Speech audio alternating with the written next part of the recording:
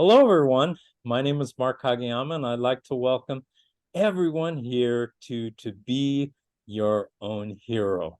Please subscribe, like, make a comment in the comment section of the video, and help us grow this channel so that more people can see it. I'm a stage 4 prostate, bone, and lung cancer patient. Been dealing with cancer since 2021, doing really well. And in fact, I'm excited to experience this heat that we're all having throughout the United States. We're pretty hot here, but not terribly hot. We're about 95, 96.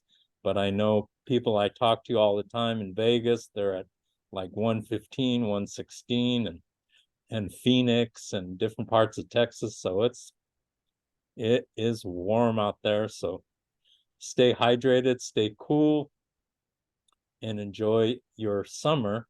I am so excited to do something. We're going to do something a little bit different here, and we are going to talk a little bit about cancer and things like that, but we're also going to talk about something I'm also very passionate about, which is the sporting world. So at this time, I'd like to introduce my friend Bruce Morton. I was on his channel, Cancer Interviews, and so I'd like to introduce to you Bruce. Bruce, please share with us who you are and what you do, and yeah, let's get into this. All right, thanks, Mark, and I'm very happy to be here with you. My name is Bruce Morton. I'm originally from the San Francisco Bay Area. I began in my teen years to pursue a career in radio, and I eventually did get into radio. And like a lot of people in broadcasting, I bounced around all over the country. And my big break was in 1984, in which I got a job as a producer and reporter for ABC Radio Sports in New York. That went from 84 through 2001. In 2001, I moved to Denver, and I've been in Denver ever since then. I am now semi-retired. I do some radio work covering the games involving our 4 professional sports teams here, occasionally the University of Colorado, and I do some behind-the-scenes TV work, and I'm a participant in the website and podcast Cancer Interviews. So that's pretty much my past and my present. And we're going to get into it, Bruce. So let's get going. We're chatting a little bit, and I've talked to Bruce several times, and he's just a wonderful person and a great person to talk to about a lot of different things. Let's start the journey earlier than we usually do. I usually like to start talking in our interview about when a person's cancer started, but we're going to go way, way, way back to when you were 7 or 8 years old. You want to start us there, Bruce? Sure. Well, I had referenced a career in sports broadcasting, and I originally became interested in the idea of sports broadcasting when I was about 7 or 8 years old. And my father and my maternal grandfather took me to a college basketball game in Berkeley, Cal versus UCLA. And it turned out that we were seated right near the broadcast booth for the play-by-play guy for the University of California at that time, Russ Hodges, longtime broadcaster with the San Francisco Giants. And once the game was over, he was wrapping up the broadcast, and we were seated right in front of him. And my dad, being a good dad, put me on his shoulders and hoisted me up to the point in which I was practically at eye level with a very startled Russ Hodges as I watched and listened to him wrap up the game. And at that point, I became fascinated with the idea of broadcasting sports. That is great. And then please share the story about the baseball game and what you used to do with that. Well, the following Christmas, as my maternal grandfather concluded that, or figured out that I was interested in sports broadcasting, although I don't think he put the two of them together, but for Christmas, he gave me this electric baseball game. And with the electric baseball game, the field vibrates and it makes the runners go around the bases.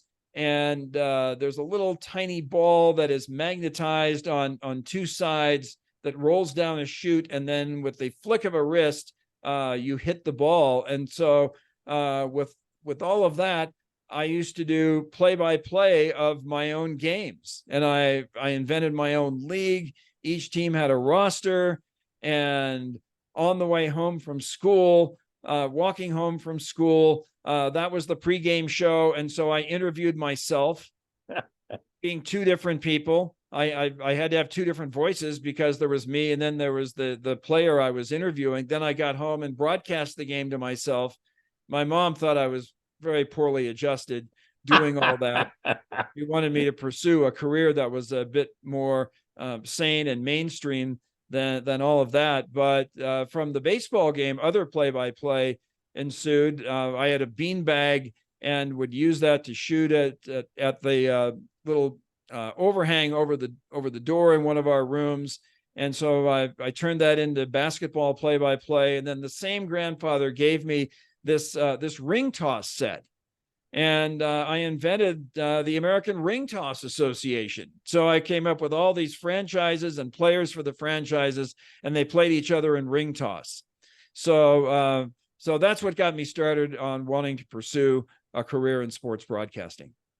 That is great, and I did the same things. Only I didn't make it into broadcasting like you did, but that is a great story. So let's kind of move forward in the progression of your life. Let's talk about what happened when you got cancer. When did you get it, and what type, and what happened? Well, each year, like anybody else, or like a lot of people, I would go in for an annual physical. And throughout my 40s, which would have been in the 1990s, I would go in for my annual physical, and part of the physical would be blood work. And one of the things that they tested for was one's prostatic specific antigen, or PSA, which was an indicator of prostate cancer. And the blood work would come back. And after the blood work came back, I would joke with my dad. And I said, well, Dad, I'm not a candidate for prostate cancer, thinking that was the most unlikely thing that could possibly happen.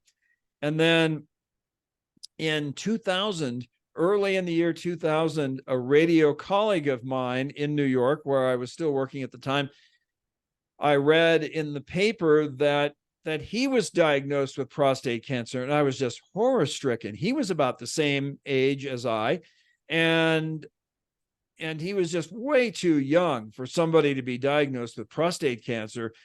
And so I just kept that in the back of my mind. And about 6 months later, my PSA at my annual physical that year in 2000, my PSA came back at 4.1, which is higher than it should be. And that triggered a chain of events that led in December of 2000, my being diagnosed with prostate cancer.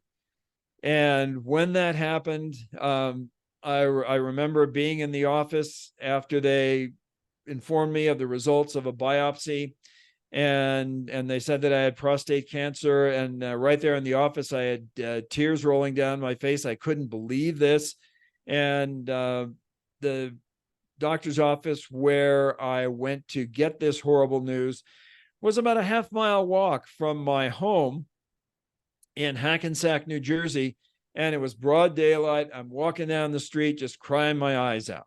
And these people are looking at me funny. What's wrong with this guy? And I ended up calling some friends and some coworkers. And there had been this boss, the guy who hired me at ABC, who went on to make my life miserable on numerous occasions in terms of how I was worked and verbal abuse and yada, yada. And one of my coworkers said, you should call this guy. I know it sounds funny, but you should call him and tell him about this, which I did. And what happened after that was, he knew approximately how old I was. And interestingly enough, on the telephone, he immediately assumed the role of being my boss. And he said, okay, here's what you're going to do. You're going to get seen by some real doctors, because the guy who told me I had cancer wanted to take out my prostate when here I was like 46 years old. And he said, you're going to go and get seen by some real doctors. So you're going to go to Sloan Kettering, and then you're going to go to Johns Hopkins, an elite cancer hospital in Baltimore. And he said, well, you know where Sloan Kettering is in New York, but if you don't know your way around Baltimore, I will drive you down there myself. And I was stunned that this person who in such a big way had made my life miserable was giving me this advice that ended up being extremely sound advice. And in the following January, Martin Luther King Day 2001, there I was at Sloan Kettering, and I got seen by not one but two doctors. So I got a second opinion and a third opinion, two for the price of one. And they each independently told me that I was a perfect candidate for brachytherapy, which is known more commonly as the seeds, a far less invasive procedure in which teensy tiny radioactive needles are shot into the area around your prostate, and those radioactive needles get rid of the cancer. Meanwhile, I had tracked down my media colleague in New York who had been diagnosed about 6 months before I was, and he referred me to a urologist and a radiation oncologist at St. Luke's Roosevelt Hospital in New York, a hospital that is no longer around, but it was very much around in 2000, 2001. And he referred me to a doctor who was considered a superstar within the urology community in New York. So I was getting checked out by a top drawer doctor. And again, both he and the radiation oncologist independently told me, you are a candidate for the seeds. There's no need for you to have your prostate taken out. So after hearing from 4 New York doctors that the seeds was very much a viable option, I was convinced. And I did not want to procrastinate with this. And so in February of 2001, I underwent the seeds, and I went home that night back to New Jersey. A coworker of mine from ABC took me home and stayed with me just in case something happened, gave me a ride into the city the next day. And when I was under a general anesthetic, I had a catheter put in me. And so the following day, I went back, had the catheter taken out. And at that time, I needed to learn if I had the capacity to regulate my ability to urinate. So this was a very pivotal moment after the catheter was taken out. And the nurse said, there's the water cooler. Just start drinking and drinking and drinking until you're ready to pee. The bathroom is the third door on the right, and good luck. And I went down to the third door on the right and tried to pee, and then tried to hold it, for lack of better words, and I was able to. And that was, no pun intended, a golden moment. That's good. That's good. So you're a long time survivor, and you've decided to give back to the cancer community in a great way with your project called Cancer Interviews. Please talk about that, and we want to talk about some of the people that you've interviewed. Well, Mark, my best friend here in Denver is a guy named Jim Foster. And Jim went through his own cancer journey, and it was far more arduous than mine. He was and is a 2-time Hodgkin lymphoma survivor. He twice came within an inch of his life. And after surviving that, he decided to go down the road that you just referenced just now. He wanted to give back, and I've sort of piggybacked with him. And I would say in the late 2000 teens, 2018, 2019, right around there, he was the one who came up with the idea for Cancer Interviews. And the idea behind Cancer Interviews, the impetus for Cancer Interviews goes like this. when you're diagnosed with cancer, or you think you might be diagnosed, there are oodles of places you can go on the internet to hear what doctors think, to hear what healthcare professionals think in terms of what you should do, what your best treatment option is, et cetera, et cetera. But, and I know that we're not the only ones who do this, because you're doing this now, but Jim thought that there was a lane for us, there was a lane for cancer interviews, in that we wanted to not hear from healthcare professionals, although truth be told, some of our interviews have been with healthcare professionals. But for the most part, we want to talk to survivors who can talk in lay terms about their cancer journey to a lay audience. And although each interview is different, there are some interviews I've done, and we've done a little over 80 interviews now, and we have more on the way. But there are some guests who can go through their entire story and not even reference a single medical term. And then we have other guests who crank out all these words with 37 letters and stuff like that. But it's still a lay person talking to lay people. And our target audience is not the general public, but the people who are our target audience do come from the general public. And for the most part, these are people who have been diagnosed with cancer, or think they might be diagnosed with cancer, or they are loved ones of someone who has been diagnosed or think they might be diagnosed. Those are the people we're trying to reach. And that is absolutely fantastic. And what I'm really excited to hear, and I haven't heard this, is some of the people that you've had the privilege to interview. And why don't we start with last year's World Series manager, Dusty Baker? Well, Dusty Baker, I don't want to act as if I'm on a first name basis with every high profile manager or coach or anything like that in sports, but I happen to have a bit of history with Dusty Baker, who, as we speak, is the manager of the Houston Astros. And the history began a very long time ago, when I was between 8th and 9th grade in the summer of 1966, more than half a century ago. And I went to a basketball camp at Squaw Valley, which is in California near Lake Tahoe, the scene of the 1960 Winter Olympics. And at that camp, there was a guy who was far and away the best player at the camp. And everybody just knew him as Dusty. Oh, there's Dusty. Everybody knew who Dusty was, because he was better than every other kid in terms of basketball. He's better than every other kid at the camp. And so I knew him from that. And then years later, when I got to ABC and I was regularly covering games involving the Yankees and Mets, eventually I caught up with him, and then I referenced the basketball camp. And so we've sort of known each other since then. And whenever he would come in with the team he was managing, and Dusty is now, I think the Astros are the 5th team he's managed. He's managed, I'm thinking, the Giants, Reds, Cubs, Nationals, and Astros. But with those teams, he would come in to New York, and I would see him when he would come in, and we would chat. And then we had another common bond in that we were both eventually diagnosed with prostate cancer.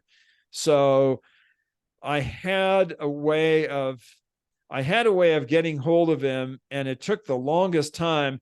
But after reaching out to him over a year later, we eventually got to the point in which we did an interview on our website podcast.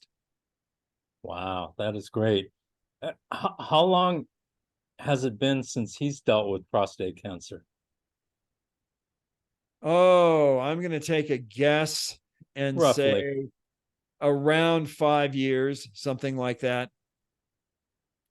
But he lives a robust life. He has a home, I mean, acres, just outside Sacramento, which is where he grew up. Elk Grove to be exact, which is just outside Sacramento. But he has acreage outside there, and he grows fruits and vegetables. He has a winery on his property, and he has his own little line of red wines. Wow. And he's quite a music aficionado. If you ever talk to him about music, especially jazz, he knows his music up one side and down the other. And he's doing all that, and he's into his 70s, and he's still managing baseball, and he managed the Astros to a World Series championship in 2022. Yeah, it's amazing. And he's always been. Dusty Baker was also on the Dodgers, and he Right. was a great player for the Dodgers, along with the Ron Say and Steve Garvey and Reggie Smith, and he was part of that group of four, including Dusty Baker. Yes, and in addition, and this is something we talk about in the interview, I mentioned to him by prefacing this question to him, in April 1974, it was when Hank Aaron hit home run number 715, eclipsing the long-held record by Babe Ruth. And I said to Dusty, there were 50,000 people in the ballpark at Fulton County Stadium, probably hundreds of thousands more who said they were there. There were 9 players on the field and a team in each dugout for the Dodgers and Braves, but only one person on planet Earth was in the on-deck circle when Hank Aaron hit that home run, Dusty, and that was you. Oh, wow. I didn't realize that. Yes, he was on deck when that happened. And so I asked him to describe that iconic moment from his very unique perspective. And he had a very good answer, but that is also part of Dusty Baker's story. Wow. And you could see that on Bruce's channel, Cancer Interviews. You can see this exact interview. The next person let's talk about is Andre Dawson, who is also a great professional baseball player, and he was the MVP as well, I believe, wasn't he? I'm sure he won it at some point, although I can't tell you exactly when.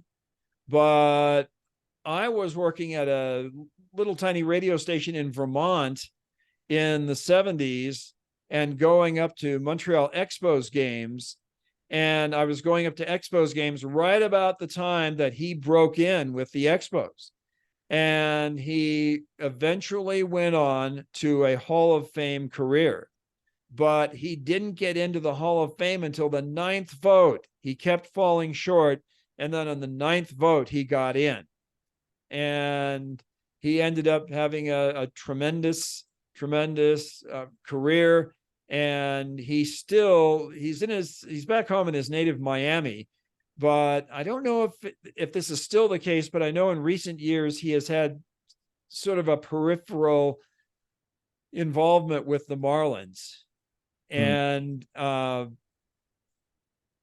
exactly what he does, I don't know, but he remains involved with the game. Interestingly enough, his primary source of income now is that of director of a funeral home in Miami. Wow.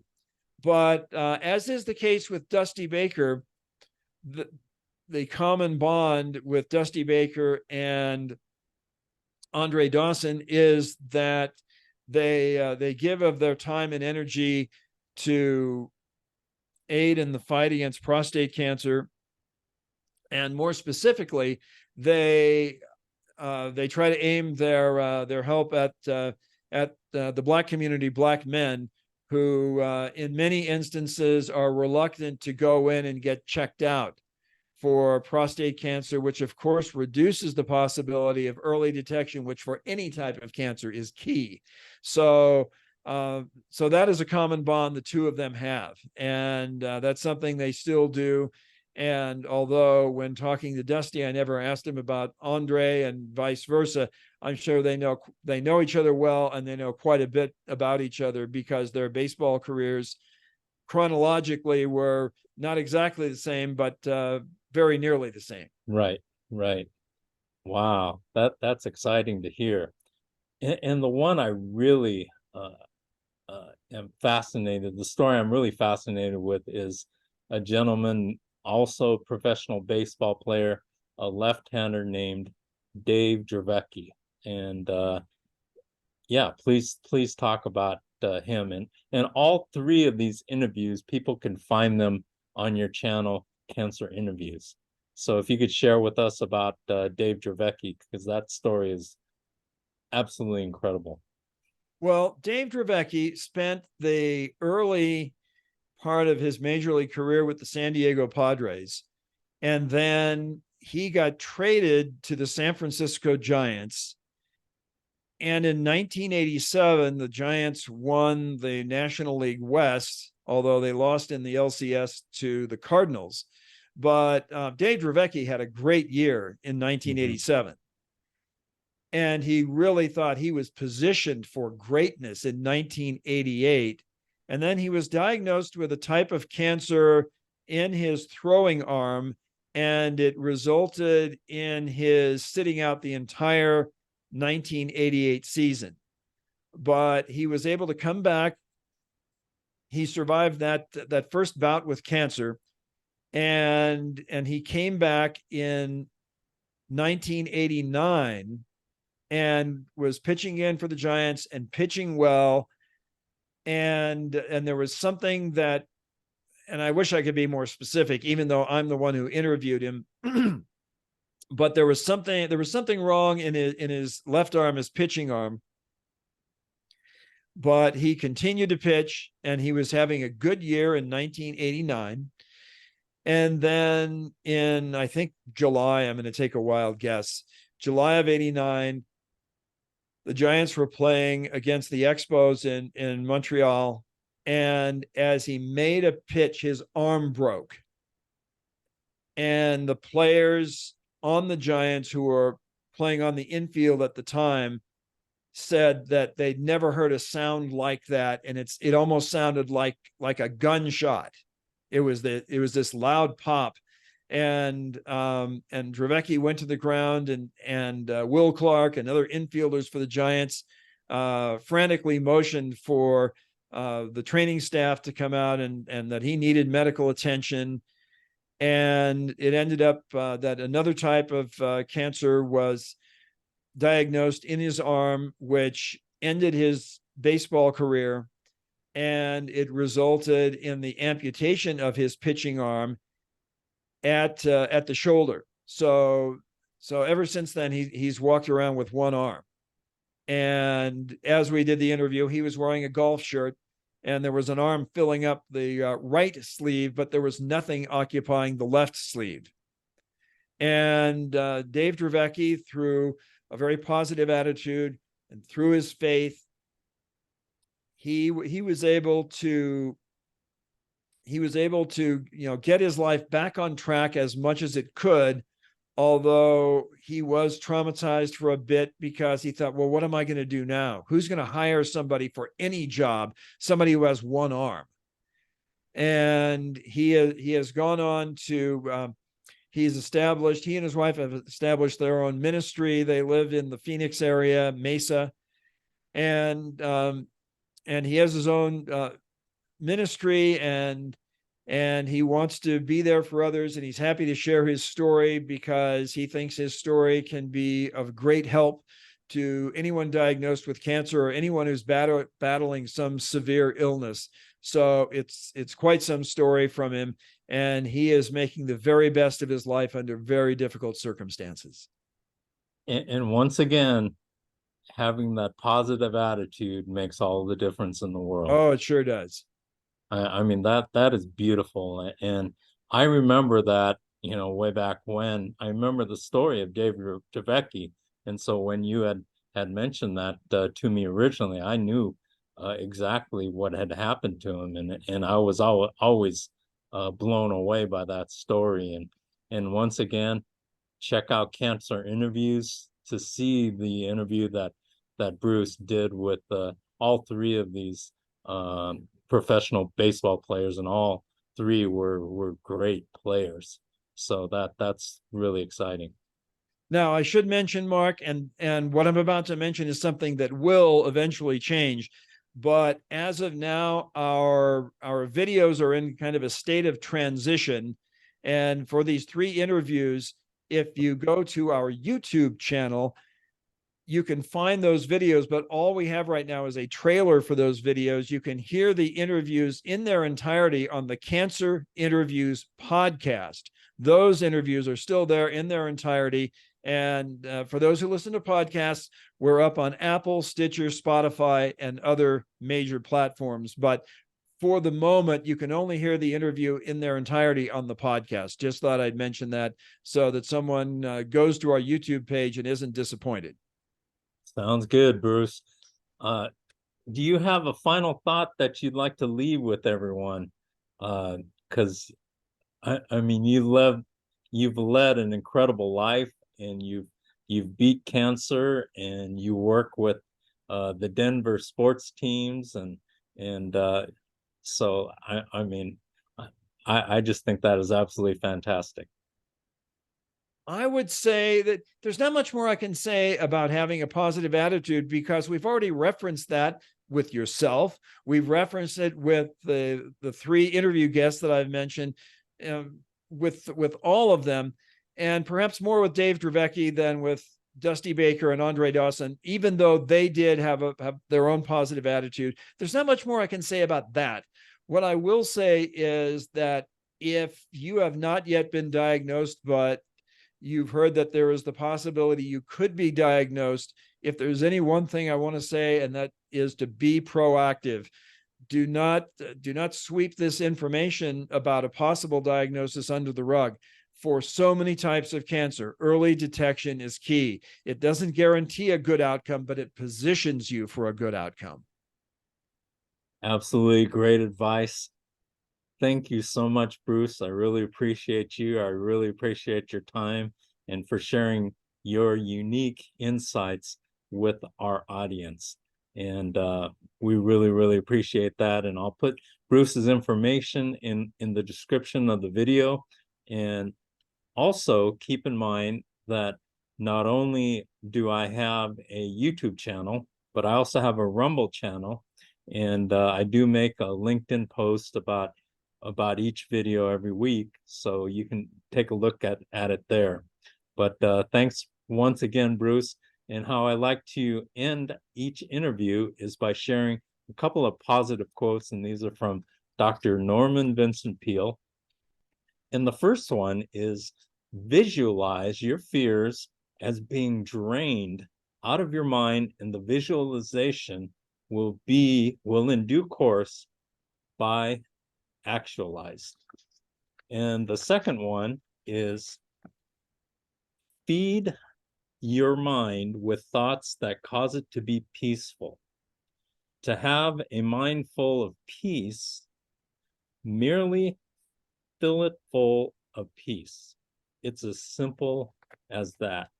Thank you so much for joining us here at To Be Your Own Hero. Keep cool, try to stay out of the heat, but make the most out of every single day. Life is just so precious. Every single day is important. You know, I am so excited about every single day when I open my eyes, and I try to make the most out of every single minute because it's that important. Make the most out of every single day, every single hour, every single minute, and every single breath.